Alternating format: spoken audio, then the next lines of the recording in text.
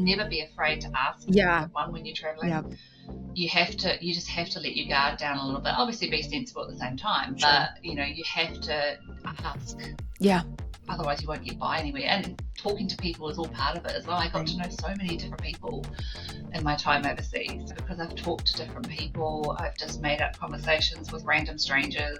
Honestly, I'm so glad you mentioned that because I feel like, nowadays, especially with technology, we are so reliant on that. I'm in a very interesting age group in the millennial span that we were like raised without technology, and there's this sweet spot when it came into the picture, and then we know what it's like after. And it's really so interesting. And so as you were talking, I'm just like, man, you really had to get scrappy, and you really had to, again, that common sense. Hey friends, welcome to the Taste Toast Travel Podcast. We're your hosts and resident foodies and lovers of all things travel and exploration. Grab your favorite beverage, get comfortable, and enjoy the journey with us. Moira, welcome to the Taste Toast Travel Podcast. I'm so excited to have you here. As I mentioned in my little intro, I had the pleasure of chatting with you on my other podcast, Life with Grief. We know each other through that space as grief coaches, grief educators, and when we were in that conversation and in that discussion, your moves, your travels, and what this has looked like for you and meant for you really stood out to me. So I was like, we got to have you on this podcast too, because I certainly left that conversation feeling very inspired. I know listeners will hear too. And I think for those of us who are just big travel junkies, travel aficionados, but more than just going on trips, like it's so much deeper than that, I think, for a lot of us. And so that's what I'm really excited to dig into with you today. So welcome to this podcast now. Excited. Thank you so much, Tara. This is great because I get to have like twice the fun with you. Yes, I know. I love it. And different topic of conversation, arguably a little bit lighter, perhaps. So yeah, so I'm excited. Great. No, I'm really pleased. Yeah. It's so nice because you when you are living somewhere else that's not your home or wherever you call home these days, or anywhere you go, you just meet the most interesting people, and that's the best part of all of this. It really is. I say, why not? Yeah, I love it. Well, let's start this conversation off by you just telling listeners a little bit about yourself. So any fun facts, things people might not normally know about you, and have everyone get to know you a little bit better. Great. Wow. Where do I start? Okay. Well, I'm from New Zealand originally. For those of you who don't know, I was born and raised there. My parents were English originally and immigrated to New Zealand in the 60s. So I had the pleasure of growing up in the most beautiful country. And I'm sure we'll get to this later on, but I know that, New Zealand is very famous for lots of things that people envy all around the world. And, I was lucky enough to grow up there, and it was just a really awesome, simple, wholesome kind of upbringing. Yeah. And so that was my kind of, but of course, being so far away from everywhere, you kind of crave or get a bit curious. Well, I did anyway, and a lot of Kiwis do. We get curious about what's on the other side of the world. Yeah. And for most part, most of us only have like a 2-year visa enabled to sort of really go to the UK, for example. And that was the rules, and I think it still is. It changed a little bit, but it's gone back to 2 years again now.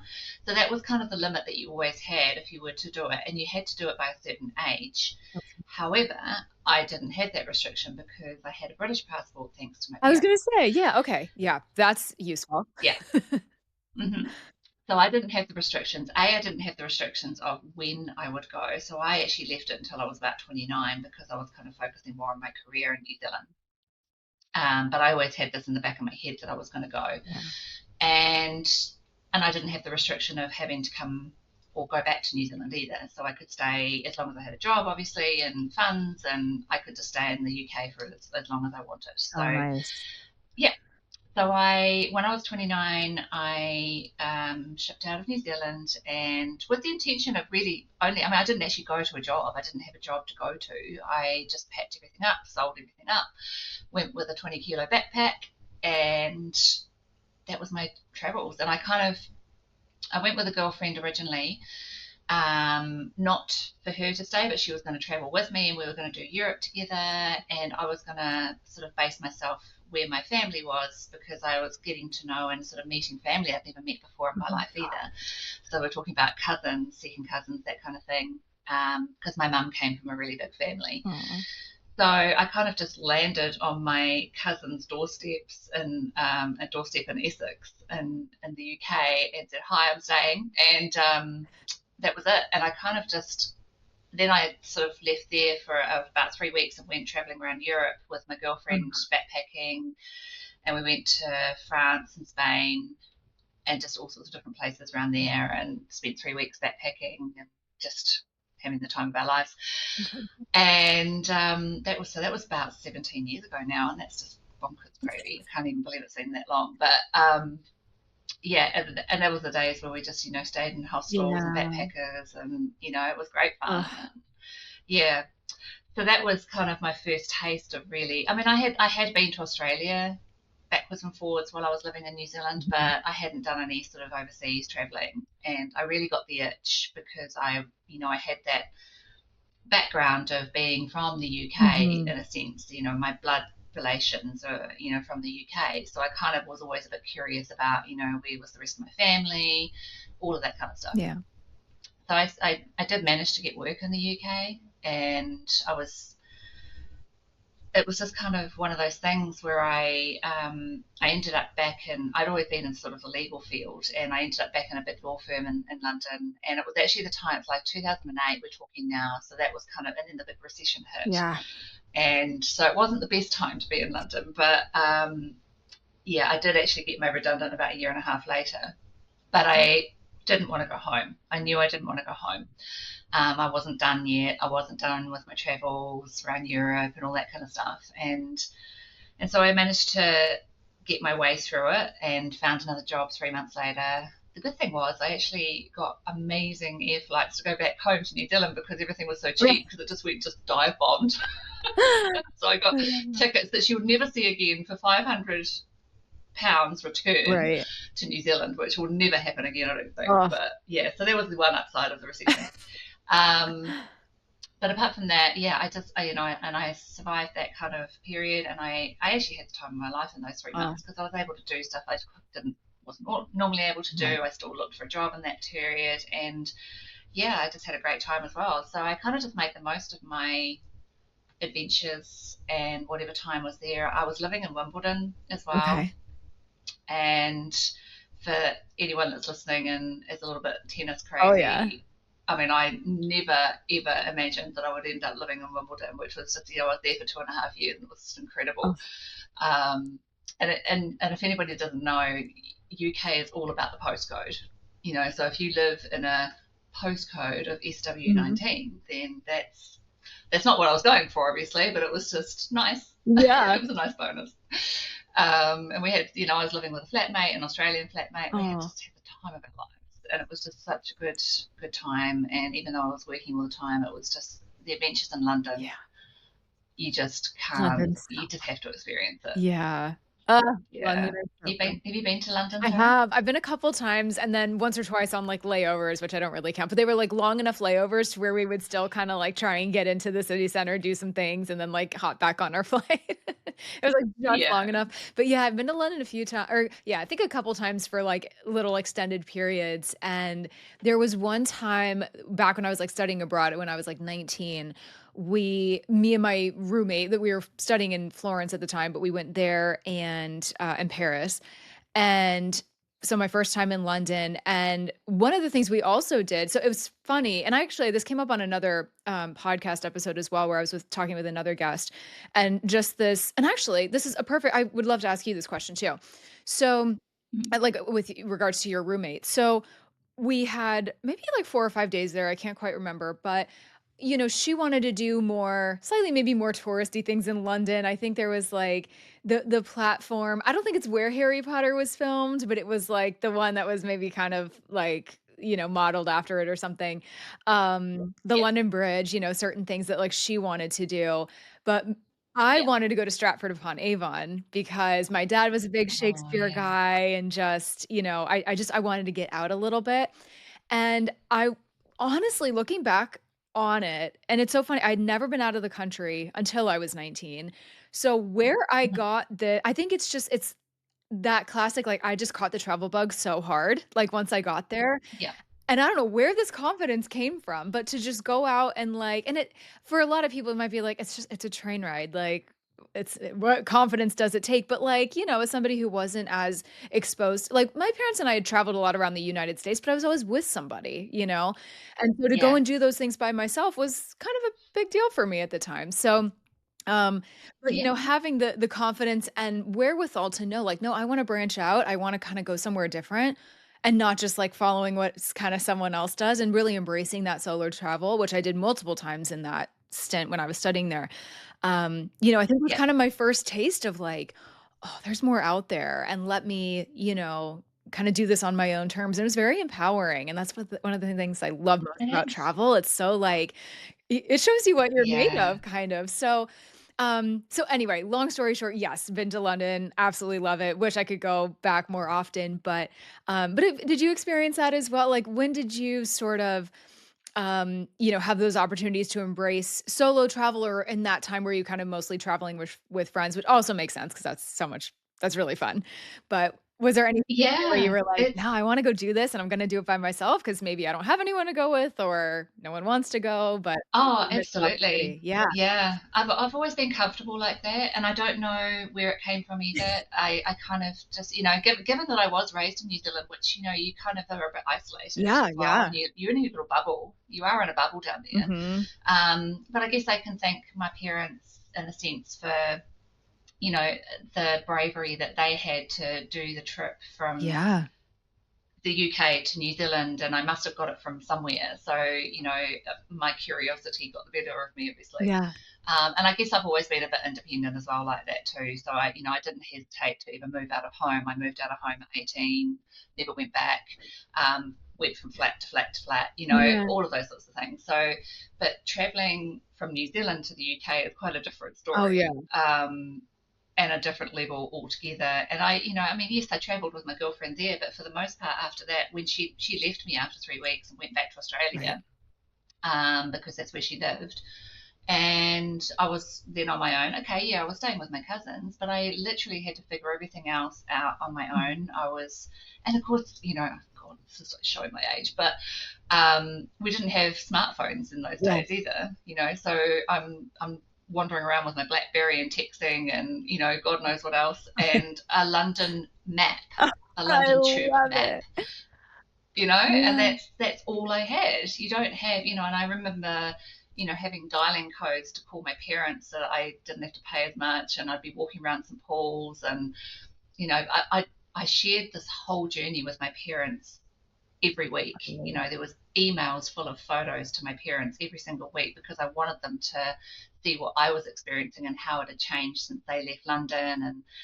And I think I was doing it, they were living their life, sort of vicariously through me. Mhm. And at the same time, I was just developing this massive confidence for doing things that were out of my comfort zone Mhm. in a new city, completely, unbeknown to me. I didn't know anything about tubes or trains that of that extent anyway. Right. It's all on a bigger scale Oh, compared to yeah. what we're used to in New Yeah, Zealand. I'm sure. So, but I think if I think especially for women, Yes.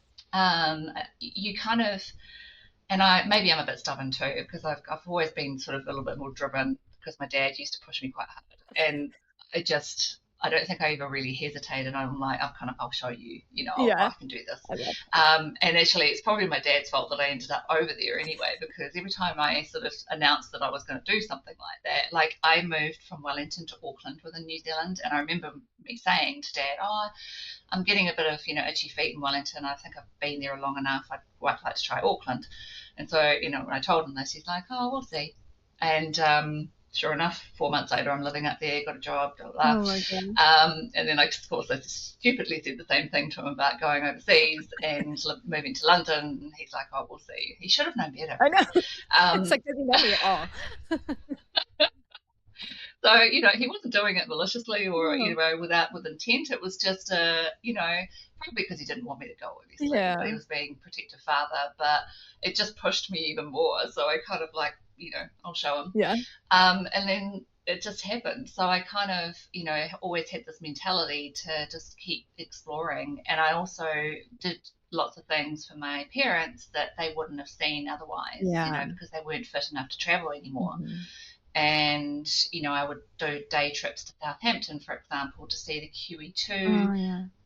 new cruise liner go off on its launch, because that's what my dad would have loved. And so I took the photos of this new boat launching, and I would just go off all over the place in the UK just to do things for my parents. Oh, And I'm grateful because I had that drive and I had that incentive to do it as well. yeah. And it gave me so much confidence. And there were times where I came up against lots of, I wouldn't say trouble, but I did get myself into a bit of a pickle a couple of times. But you just live and you learn, and it's all part of growing and being there and the travel Yeah. experience. And things like you couldn't get through gates because your cards wouldn't work, and all sorts of, you just didn't know where to go because you couldn't look it up on the internet, you couldn't do anything like that. So Right. you just had to use your brain just to try and or ask someone. And I think that's the other thing too, is that never be afraid to ask for Yeah. someone when you're traveling. Yeah. You just have to let your guard down a little bit, obviously be sensible at the same time, Sure. but you have to ask. Yeah. you know it's just otherwise you won't get by anywhere. And talking to people is all part of it as well. I got Right. to know so many different people in my time overseas, because I've talked to different people. I've just made up conversations with random strangers, and on platforms, on trains. And it's quite, I don't do it, I haven't done it so much in Spain because I kind of had trouble with the language at the beginning, but I'm all right now. But Yeah. it's, yeah, it's another You just story. gotta get so scrappy. Honestly, I'm so glad you mentioned that because I feel like, nowadays, especially with technology, we are so reliant on that. And it's interesting. As you were talking, I was trying to think of like that time in London or what, back when I was 19, because I'm in a very interesting age group in the millennial span where there's like this group of us. I can't quite remember like it's not like all millennials, it's like a very specific kind of group Mm, that we were, like, yeah. raised without technology, and there's this sweet spot when Hmm. it came into the picture, and then we know what it's like Yeah. after, and it's really so interesting, and so as you were talking, I'm just like, "Man, you really had to get scrappy, and you really had to" again, that common sense, and it's so interesting, and I'm not knocking any, like, younger generations or Gen Z or anything like that, but, it is interesting No. to see that, there is I think sometimes I see a little bit of a lack of resourcefulness or, there Mm, is a big reliance millennials are guilty of this too, but, just for generations that did grow up without those things, like, that again, that resourcefulness, I think I see it a little more, in different ways, let me just put it that way, than in yeah. some young and some younger generations are resourceful and scrappy in their own way, but in a very different way, but I think when it comes to traveling, yeah, you nailed it, definitely, like, you still have to get dare I say, like, a little old school sometimes, like, if you're genuinely, lost or unclear about something or whatever, like, you still have to have it's a good lesson in having that comfortability of, like, asking or having to, like, what if you don't have a Wi-Fi connection or something like that, you know what I mean? That's happened to me too before, and Yeah. so I was, like, thinking about the ways that I got around back then because I was like, "I don't remember having a smartphone." In fact, like, very, very long story short, got kind of lost. There was a whole thing with my trains, whatever. I was going to Lake Como by myself and got there really, really late. I did not have a smartphone with me. I literally had MapQuest directions written down like in my journal on the front page. Yeah. I could still probably go back and look at it. And that's how I was getting Oh, around I love that. and figuring out like Mm. the times of the ferry to get across and everything. So, there's something to be said about that, and I think it's a Yeah. good lesson, and it teaches you I mean, it's more than just the traveling, right? Like, they're kinda lessons that we can apply in different parts of our life. So, it's what I wanted to ask you was, like, from all of that, be it your travels to, like, little trips or just your moves in general, and that you've moved even more after all of this, so I wanna get into all of that too Hmm. and how you landed in Spain. But Is there Yeah. anything else off the top of your head that you maybe haven't mentioned already that you feel like you've learned along the way that you've applied to just other parts of your life and kind of other life lessons, if you will? Yeah, I mean, I think I touched on it a little bit already, Mhm. but just the whole Yeah. resourcefulness and It's a great get up and go. Yeah. And oh, don't get me wrong, there have been times where I've just like, I want to go home. I Yeah. want to. I mean, I don't get that anymore because I don't have any family back in New Zealand anymore. So Mhm.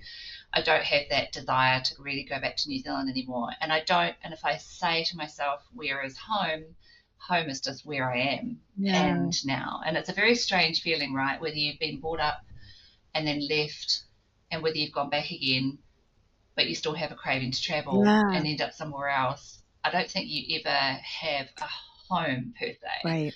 And I think we just make our homes where we are now. Mhm. And so I think, yeah, for me, it's taught me just to make my home and my family wherever I am. And I've never held back really on meeting people. I've always been a bit like that anyway, so I've been a bit lucky. Yeah. But I always encourage people and say, if anybody asks me about my travel, and it's like the biggest thing you can do is just get out and meet Yeah. people because it will make the biggest difference to wherever you end up and where you go or where you decide to stay, Mhm. because your journey will be so much easier. And people helped me out so much Mhm. when I was first got to the UK. If it wasn't for my cousins, I wouldn't have stayed there. Right. I wouldn't have been able to afford to. I had my savings. I knew how much I had when I first got there and how long it would last me and all the rest of it, and I had it all planned out. But if it wasn't for them, for them putting me up for about 2 or 3 months, Right. then I wouldn't have been able to stay there. So I'll be forever grateful for that. Yeah. And so just little things like that, being resourceful and just making friends with wherever you go. Obviously, be a bit picky, Right. but to a Discerning. certain extent. The But community is yeah, important. I mean, Yeah. you get that as you get older, right? Yes. Yeah, definitely. No, it's so true, and You learn who to trust. and I think the community aspect is, again, in the work that we do within the grief space, like, that's important to kind of find your people, right? The people who truly Yeah. get it. So, when going abroad, whether it's like an expat community or locals, I mean, Hmm. certainly ideally, or maybe a beautiful mixture of both, like, just really, I don't know, I feel like that can really help ground you and Yeah, get you for some sure. some roots somewhere. Because otherwise, yeah, you do feel like you're kind of a little bit of a balloon just kinda drifting around, and then it's probably tough to find that sense of home and stability, and, yeah, I can see Yeah. why it maybe wouldn't wanna keep you somewhere because 'cause you're like, I don't have a lot going on here," or it's kinda lonely and don't want that either, so Yeah. yeah, Yeah. It's a vibe, right? yeah, And I think like I've known when I got to London, I knew when I got to, and we didn't just live in London. When we started having a family, mhm, so that was kind of like where my story, like why I ended up staying in the UK, was because I met my husband there. yeah, And we met online, okay, which is kind of back in the day where online dating was just starting as yeah, well. So that was, and actually, I took some risks. When I think about it now, I took some risks going to meet people in London when I was online dating. I met some real randoms, by the way, too. And I could write a book, honestly, sure. about just alone about my Oh dating my life gosh. in London. It was so interesting and so funny. I wish I had kept a proper journal now. It would have been Right. hilarious. But anyway, but yeah, but obviously my husband wasn't one of those randoms. He was my future husband. So now, and then we got married in the UK. We moved to a place called Chingford, just outside of London. We were commuting in and out every Okay. day for our jobs into London. And that's another thing. There's only a certain period where I could have done that Yeah. in London. It was so full on. I love London vibe, but it is a lot to the stress and Yeah. the trains and the commutes and Very everything else is expensive pretty too, busy. like, my gosh. And that too, Yeah. yeah, it's very expensive now, especially. And so, I mean, I obviously love that I did it, and Oh, yeah, I worth every until second. no regrets whatsoever. Right. But when we were started to settle down and have a family, we moved even further out and went sort of towards the sea, about an hour out of London, at Southend on Sea. Okay. And so we bought a house out that way. And my husband shifted jobs a couple of times and ended up working for a Spanish company Oh, okay. in fintech. And so that's kind of where the Spanish sort of story starts. Okay. And he starts working for a Spanish company while we're sort of, I think I was pregnant with our second one by then. And he was traveling to and from Madrid every couple of weeks for 2 or 3 Oh my nights. goodness. And so he was doing that. And then, yeah, at some point we got asked a couple of times if we would move or relocate. The first couple of times wasn't really appropriate. I was pregnant. We were buying a house. We were moving again, so it just didn't work. But by the time they asked us the third time, it was just that time to go. And so when I just thought, heck, we've got nothing to lose at this Right. point. And I'd been going through some stuff after losing my brother and my mum, Yeah. and we'd also kind of, I think we just done our Yeah. time Yeah, there just a in the natural UK. I think feeling like, okay. it was just a natural progression of, yeah, let's try something else. Great timing while the kids are babies. Hmm. Let's just go and see. We can always come back Yeah. if it fails. Right. 7 years later, obviously it didn't. We're still here. Yeah. So yeah, so we packed up everything. We literally threw everything on a truck, put our house up for Oh my rent, gosh. and literally I'm so famous for doing this. It's all or nothing. Like I just You're like, okay, this let's is just so go. on brand for And me. we literally even put the car on the truck, and everything came to Spain. So yeah, Wow. that was our big adventure with 2 babies. So yeah, it was wild and crazy, and yeah, and again, obviously not speaking any Spanish either. So just throw that in the mix. Yeah. Not Um, complicated at all. and with a Kiwi, oh my gosh, the Kiwi accent with learning another language is just hilarious. Oh my Yeah. gosh. Oh my I goodness. mean, my husband is Pakistani, and he has this synchronicity with languages. He just picks it up just like that. Oh, my dad was like And that. there's a reason for that. Oh, it's It's so a it's a frustrating. skill. I'm like, yeah. Oh, Yeah, it's a skill. It's a skill. And so, but I don't have that skill. I mean, I've learned now, obviously, but it's taken me twice the amount of time that it did him. oh, And everybody just says he sounds like a local. I will never sound like a local. Not that I want to necessarily, because it's just, proof that I'm still, I'm not Spanish, obviously. yeah. So, even though they're not convinced when I go to Starbucks and they ask my name, and they go, and I say Moira.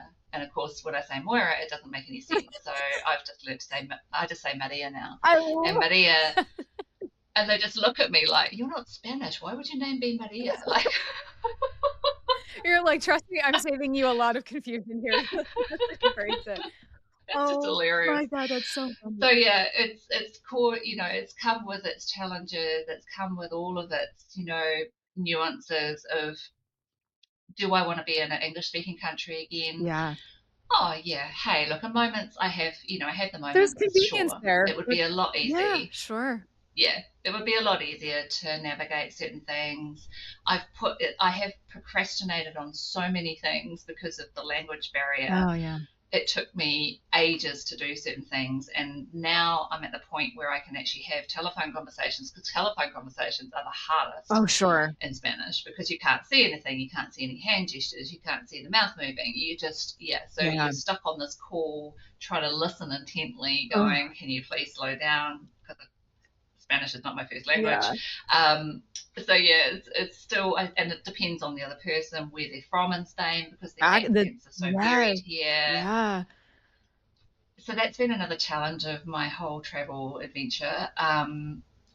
Needless to say, and I can get by with lots now. I can, fill all my forms out. I can do all that. I can do this. I can go to appointments on my own. Yeah. I can, I'm not perfect by any stretch of the imagination, but it's been a big feat for me. And I tell you what, it's kept my brain active. Oh God, I'm sure.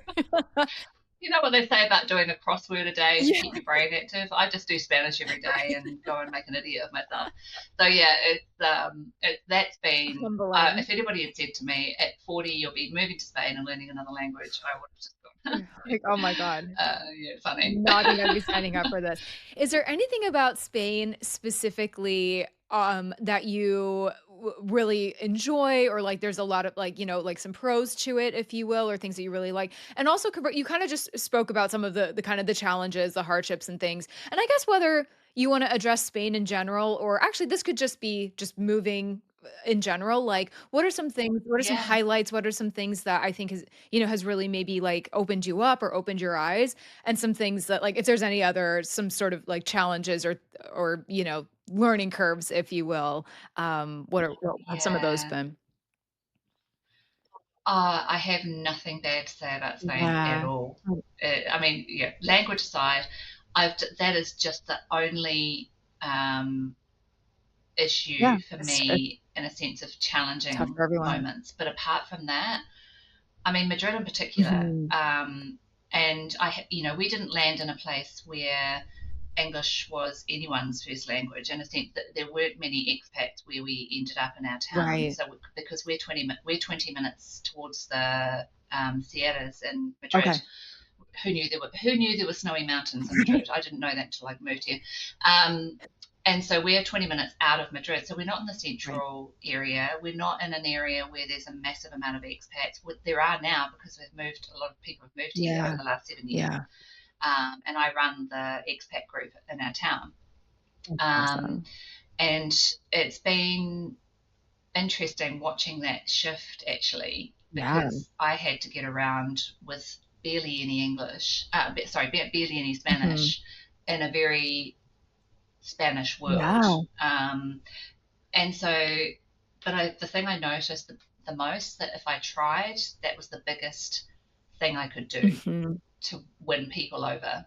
It didn't matter if it came out wrong. It didn't matter if I stuffed it up. It was just the fact that I You was tried. trying and they would help me out. Mhm. And so, and people here are so friendly, Yeah. and they love children. And that was my other biggest win, was having two small Yes. children going around, because everybody would help me. Yeah. They love children here. They will talk to your kids. They'll play with your kids. There's a playground every 100 meters. I swear to God, that's not a lie. There is just it's all about Oh, I family. love It's all about special moments, special time with family and friends. And we have created this amazing friend network here that has embraced us and taken us in. Their Spanish. We're, randoms because we're from all over the place. Um, and they've just talking about. accepted us as their family and locals. It's Oh. just been so amazing. And I know that we are lucky on that front because not everybody manages that. Yeah. But again, it comes back to my point about getting yourself out Yeah. there, because if I didn't do that, as soon as I got here, I joined all the Facebook groups in the world, Yes. all the mums groups in the world. I even created my own one, and that kind of stuff. And that's what has got us to this point. And Yeah. now even my Spanish friends are going, "Oh my gosh, Moira, what happened? Like, it's like you've kind of taken over the town because I run the group here now." It's just bizarre, I love but it's that. just, otherwise it wouldn't happen. If you don't get You off gotta your butt and do try. it, then Yeah.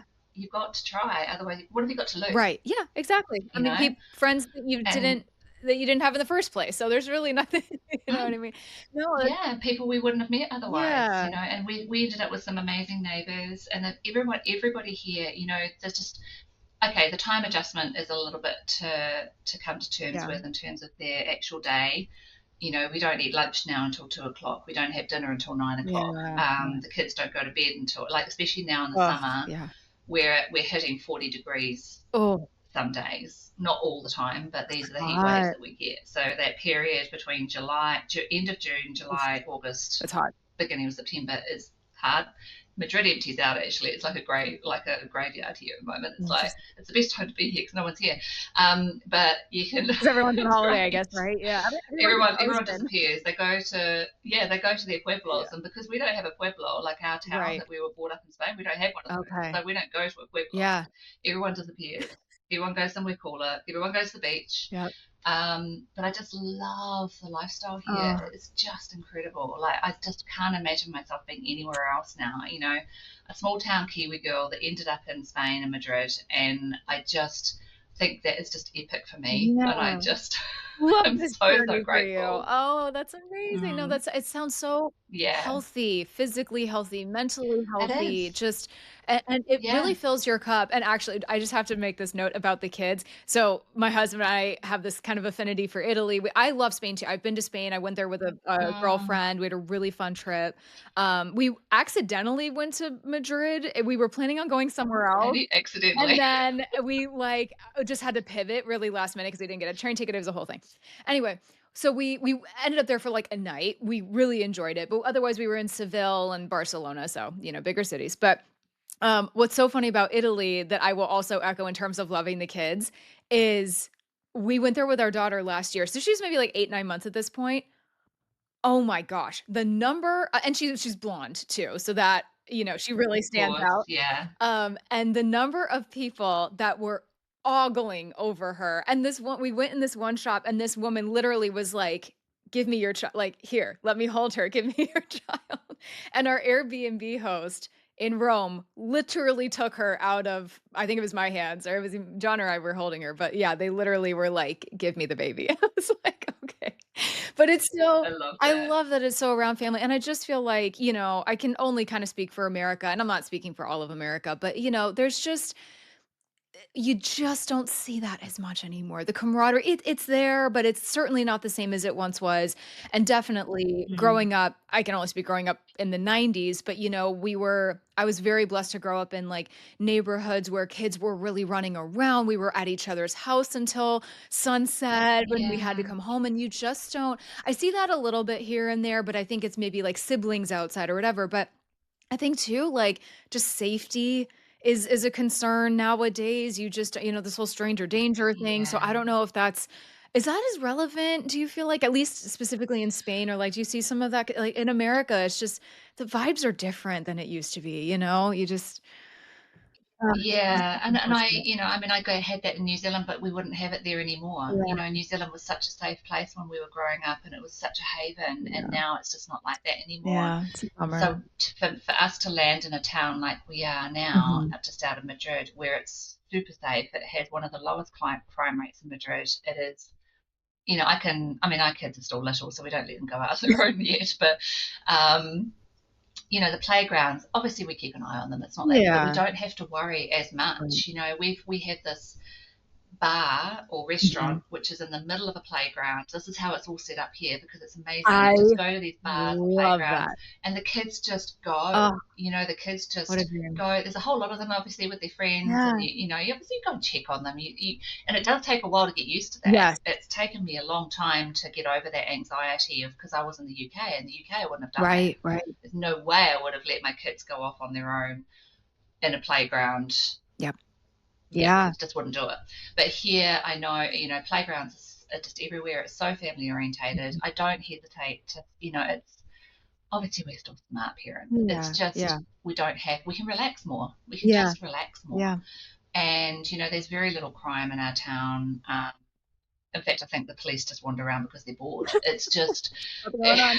honestly, you see the cars in the playground. I'm just thinking, oh, you're just really looking for a tree to go under and shade under. Right. It's just Oh, that's so, so funny. but it's nice though because they're everywhere. They are still everywhere. There's a big police presence, but I just think they're bored. Yes. It's So they gotta do but it's something, like, nice. yeah. Oh, Yeah, and I can walk home on my own at night as well. yeah, I can walk anywhere around this you town on feel my really own at night safe. and feel completely safe. I love that. Obviously still aware, Yeah, yeah. but it's nice because even I didn't have that in New Zealand. I was home in New Zealand 4 years ago was the last time I was Wow. home, and I was shocked at how different things were. Yeah. It was quite scary to sort of see what was really going on, which is such a shame. Mhm. I don't want to ever badmouth New Zealand at No, all but because it's where it's my. I have a big affinity, and my heart is always going to be in New yeah. Zealand, but it has Mhm. changed and not for the better, Yeah. unfortunately. It's still a beautiful place, don't get me wrong. The tourism's amazing, the people are Yeah. beautiful.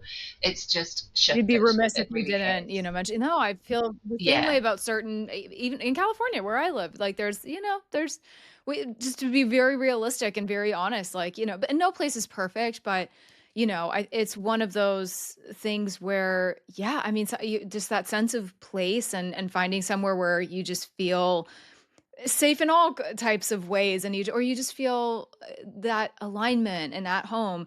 And one thing I wanted to quickly ask you, because when you mentioned that you're kind of like the head of this expat group, that is so cool and so interesting. I didn't know that. My question for you around that Yeah. is, and feel free to like tell us a little bit how you created that. But what I want to know is like just for anyone here listening who's maybe considering going abroad, or, you're going to live kind of that expat life, what are some things that you see other expats talking about or maybe struggling with, or, just what does that journey look like for some of the people that are connected with? Yeah, it's an interesting one, that because I think depending on where you've come from Oh, too, it sure. depends on how you perceive things, Yeah. how you tackle them. And I say, one thing that is actually, and I didn't think about this before, there is a lot of red tape in Spain. Mm, There's a lot of dare I say it, yeah. bureaucracy, in the sense of there's a lot of paperwork, and taxes are not easy here. That's the one thing I do have to say, Yeah.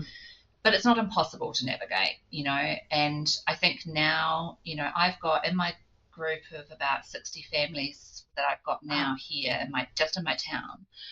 There's another group that I don't own, but there's another group in the north of Madrid with these expat families. There's 500 of them. Oh So my gosh. and that's just in those two areas, mine and theirs. There's south, there's expats everywhere here. Wow. Not New Zealanders, I might have to say. Interesting. There's a few of us, but not that Yeah. many. Um, but I've got more Americans here now in our town than I've ever seen, Oh my God. which I know is growing as well, because we won't go there.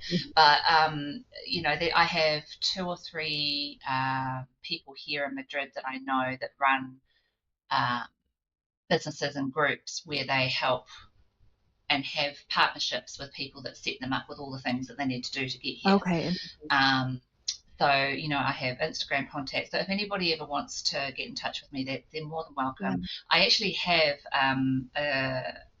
a Instagram handle called Roaming Mamas. This is what I set up when I first got here, Okay. and I don't do it actively anymore because I'm so busy with Grief Yeah. Span. But Roaming Mamas was the intention, just to get people together, and I did a few events and things like that. But like I said, I kind of had to park it for now because it's been time consuming. Mm-hmm. But I do know other groups that do that, so I have connections and I partner with them so that I offer grief services to expats. That's So it's great. kind of gone full circle in a sense. Yeah. And I created these WhatsApp groups that, I do in the town, and they can do whatever they want as well. Like within that group, they can set up coffee dates, they can do lunches, they can do whatever. And there's some little side groups that have broken off that as well. So I've met some, there's Eastern European, there's Americans, there's all sorts. There's English. Yeah. There's all sorts coming this way, which is so Interesting. interesting and so enlightening as to, and like we went out on Sunday, we had a 4th of July celebration in the park with our American friends. Oh, I love that. So you could still kind of get that little. And Katie will love this. I had the best banana pudding I have ever had in my entire life, because I didn't know it was a thing That's so funny. in the States for 4th of July. And I don't know if it is or not, but she made the best It thing ever. probably And I was depends just like, where oh you're. my I'm gosh. curious where those people are from, because it's not common where I She am. was from Texas. Oh, that makes She's from Kansas complete City. sense. Okay, yeah. Yeah. I Yeah. was gonna say that So sounds it's slightly more southern. That's funny. Yeah. Yeah, Oh, probably a I southern love thing, that. right? Yeah, but see, that's the kind of thing, we end up doing all these things that I would normally never have Yeah. done or known about, or even if I'd been in the UK, it probably wouldn't have happened, Right. because I didn't consider myself an expat in the UK anymore, because we'd been there for 12 years. Yeah. I was kind of semi-English anyway. Yeah, you had your citizenship. Um, Yeah. So. and that's the other thing too, and I don't know how to put this in a kind of diplomatic way, but in the UK, I found it harder to make Yeah. friends in an English speaking country, whereas I Oh, found it interesting. easier to make friends here Huh. in a non English speaking country. And that may just be my personal Yeah. experience, Yeah. or it could be my personality. I have no idea. But it just, maybe it's just, I don't know. I don't know what it was, but I have definitely found more of an affinity with people here Huh. than I did in the UK. I still have lots of lovely friends in the UK, don't get Yeah. me Of wrong, course. but I just found it harder. The journey was harder in the UK than it has been here. Yeah. And I can't tell you the reason for that. Maybe people just are generally more relaxed here and Yeah. happier, and just a little bit more open to sort of, finding friends and that kind of thing. But Yeah. it's just the way I've experienced it, and that's, but I'm grateful for that. Yeah, definitely. I don't feel like that's uncommon. And like, again, I think it's a little bit of the day and age that we're in now, at least again, very much speaking just for here in America. And again, I'm not speaking for all of America, but there is a little bit of a lack of like knowing your neighbor or you know what I mean, than there used to Yeah, be, I think. It's still very much out there, but yeah, yeah, really getting to like know the people around you or caring to, as opposed to like being kind of in your little bubble and just you going straight into your home and not, you know what I mean? Like, so it's, yeah, so yeah, it all really does come back to like putting yourself out there as you've been mentioning. It's an important part, which I'm like extroverted, but a slightly more introverted person. So that is tricky for me, and finding people that are really on your same wavelengths. But I think that's what's so great about yeah, expat groups like that is you can gauge people or if you're in a bigger gathering and then you kind of yeah, it's maybe a little uncomfortable to put yourself out there at first, but then you kind of gravitate towards your people, so to speak, and can maybe kind of yeah, find some closer friends that way, or people that are in a similar phase of life with, for example, for me, like younger kids, right? Or yeah, whatever, fellow entrepreneurs or things like that. So just finding people that are kind of going through it in terms of being in a new country and navigating all of that, but yeah, then kind of similar phases of life as well. As we yeah, absolutely. start to wrap up, one of the things I wanted to ask you, and I just love kind of asking people this question, in all of your travels, so you can answer this however you want. If you want to focus on some places in New Zealand that really stand out to you that you want to recommend, or England, or just anywhere in the UK, in Spain, or anywhere else you have gone, is there maybe a top city or two or experience or two that you've had that really stand out in your mind that either you just want to share Mm. or recommend to people? If you're maybe like there's like a little town or city that's kind of off the beaten path, that's like, maybe try this. I just love hearing where people have been and what they, find to be like some of the Oh best places. gosh, I mean, I've got lots, but I'll mention two. One is in New Zealand, and it's I know it's very touristy, but I just can't get my head out of Queenstown. Oh, yeah. And my husband and I had a honeymoon there as well, Oh, and because we had two weddings, we had one in the UK and one in New Zealand, okay. so we had a honeymoon in Queenstown. So Queenstown will always have like a special place in my Mhm. heart anyway, but it is just beautiful. Yeah. It is stunning. It's not cheap, but it's beautiful. The restaurants, the wines, the everything is just Chef's kiss. beautiful. Love it. Yes. Um, I mean, there's lots in the UK too, but I think I have to bounce to Spain because there are just, and Spain is endless because we still haven't done a lot as well. Mhm. But there is one place I'm doing on my bucket list this summer. But the other place that is one of my all-time favorites and is La Rioja. Uh-huh. Um, and so for those of you who don't know, or maybe I should pronounce it, La Rioja in Uh-huh. Spain, is wine That's country. So Sean's there are favorite wines are Spanish wines, largely from Rioja. yeah, That's so funny. Yeah. 500 bodegas alone, wineries that you can get to if you can ever do them all, which is no way I have. Disclaimer. I have done a lot of winery tours there, but it's just the most favorite place. Oh, And I think, one of my ultimate things that I love about there, La Guardia, which is this beautiful medieval town just outside of a little place called Haro, or Aro in mhm. Spanish, but Haro, Okay. Haro. It's in La Rioja, but La Guardia, which obviously is in the US as well, but Yeah. it's all stems from Spanish. Right. And this little medieval town, and it's built on top of these caves that are all filled with wine. They're Oh, just winery oh, bodegas, and it's just on this mountain hill, and it's this little medieval town where you can walk through, and it has like a church clock that has like a bunch of dancing things that come out every so often on a schedule and does a little tune and Disneyland. dance, and everybody stands in the town square, and it's just, but the views are Oh my amazing. God. Gin and tonics and the what. Oh, Oh, that's the other thing too. I have to mention it. The gin and tonics while we're here, they're free pours. There is no measuring in this country. It's just bonkers eyeball. crazy. So, but the funny thing is, no one gets drunk here. Oh, yeah.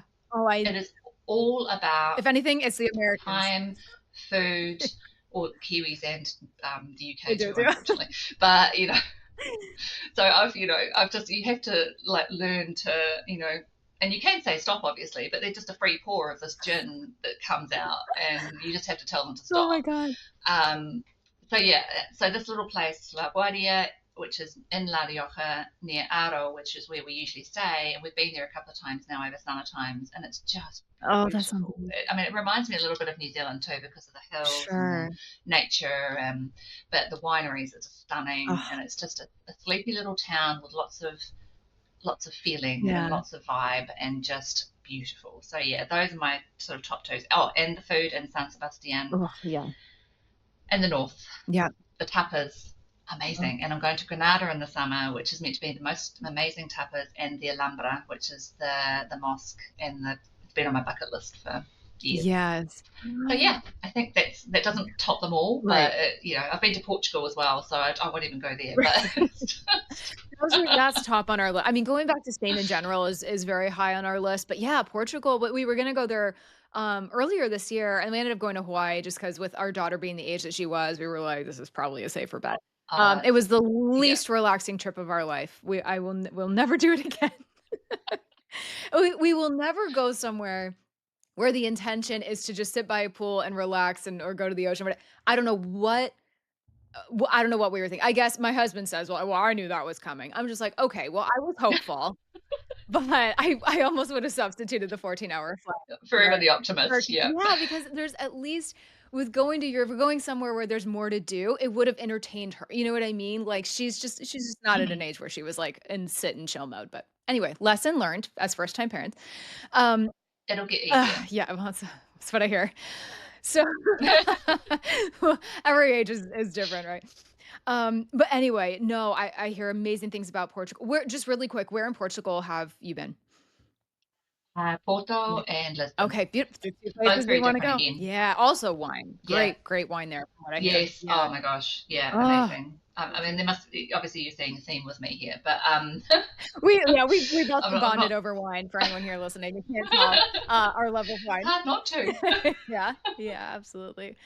Oh my gosh, Moira, Yeah. what a journey you have been on and taken away so much from it, obviously. But I'm so just thrilled for you that you've landed somewhere that you just love so much and really speaks to your heart and Yeah. soul. And it's just what all of us kind of dream of, and just finding somewhere where you truly, even if you don't have like really kind of deep roots there, just where you feel so at home and so comfortable. And Yeah. yeah, it's I think magical. it's amazing for the kids to grow up there Yes. too, and they're bilingual, Oh, and that's been the most. I think that I will forever, if I've done nothing else right in parenting, this is the one thing I have done right. It's that 100%. so that they speak two languages. Yes. It's if I had learned Spanish when I was younger, I would have been so grateful by now. Yeah. But We want that for our hey, daughter it's never too. I easy. know. It's like it just, Uh, benefits. Yeah, it's so beneficial. And Spanish especially because we're trying to teach our daughter Italian, but it's tough, especially in America that like unless we move to Italy or something, it's not particularly applicable here on a daily basis. But Spanish yeah. definitely is. So if your kids ever want to come to America too, they'll be set between English and Spanish. But Oh, yeah, but absolutely. just experiencing the different cultures and then still having the connection to the UK and New Zealand. I mean, what a well-rounded, life and experience for them. Oh So, yeah. yeah.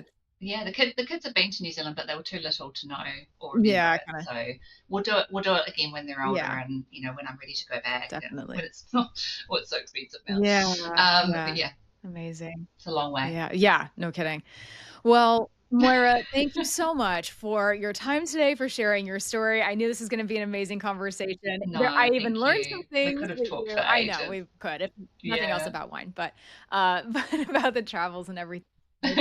So much to unpack there, but if anyone wants to get in touch with you or, just get to know you a little bit better, maybe even work with you from a grief perspective, because I just think you have so many unique experiences. And then, of course, we didn't get into it today, but, various losses within your family, you can just, you do such a beautiful job of really seeing people and meeting them where they're at. So with all of that being said, if someone wants to get in touch with you, where can they find you? Sure, thanks. I mean, any questions about anything that I do is absolutely fine as well. I'm very open to answering any questions on travel or grief or whatever. I'm on Instagram, Griefspan Education, and griefspan.com is my website too. So you can go there and find all sorts of things out about what I do on a daily basis, and I do focus a lot on expat grief as well, because it's obviously something I know very well, Yeah. grieving from a distance, and all those types of things. So I do grief coaching and grief education and just general grief support for whoever needs it. And my heart goes out to anybody that's going through that, and we all go through it at some stage in our lives. And it's and Tara does exactly the same thing. She's wonderful as well. And so I'm just so grateful that we've come down this journey, come on this journey to do what we're doing and get to meet each other. Yeah. It's just it's Me phenomenal. too. So if anybody's ever in Europe, look me up. Right, I know. Share a glass of wine. Oh gosh, I might regret saying that Yeah. now. I know, right? Yeah. Have a house full. Yeah, exactly. It's very Spanish of you, in your community. I love it so much. Moira, thank you again for your time today. This was so fun catching up with you No, thank you, Tara. in this way now. So this was so great. Thank you so much for hanging out with us and tuning into the Taste Toast Travel Podcast. We really appreciate you being here and hope you're enjoying these honest conversations about all things sipping, savoring, and seeing the world. If you like what you're hearing on the podcast, we would truly appreciate a rating or review on whatever platform you're tuning in on, so fellow foodies, Epicureans, and travel enthusiasts can enjoy this content too. Don't forget to hit that subscribe button and give us a follow at Taste Toast Travel. We'll see you in the next episode.